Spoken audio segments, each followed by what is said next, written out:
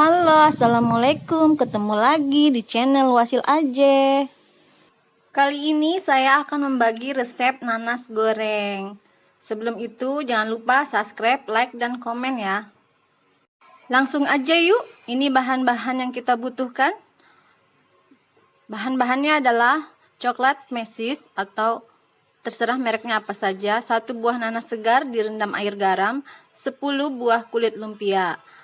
Nanas kita potong-potong menjadi beberapa bagian, terserah ya, nanasnya mau dipotong tebal atau sedang. Kalau saya lebih suka nanas dipotong sedang.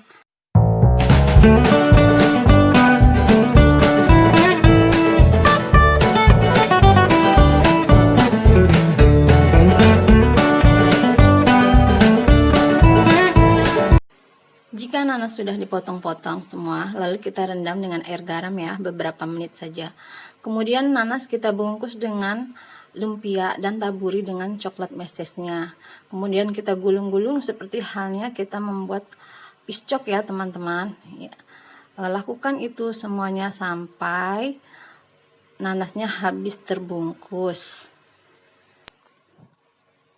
Jika sudah nanas terbungkus semua, lalu kita siapkan wajan dan minyak panas untuk menggoreng ya teman-teman. Setelah minyak panas, kita masukkan satu persatu nanas yang sudah dibungkus ya teman-teman, satu persatu hingga warna kekuningan ya teman-teman, dengan api sedang saja ya, jangan terlalu panas, nanti cepat gosong. Kemudian setelah kekuningan kita balik satu persatu. Setelah kita balik, kita diamkan beberapa menit. Ini tuh cepet banget matangnya loh teman-teman, cepat sekali.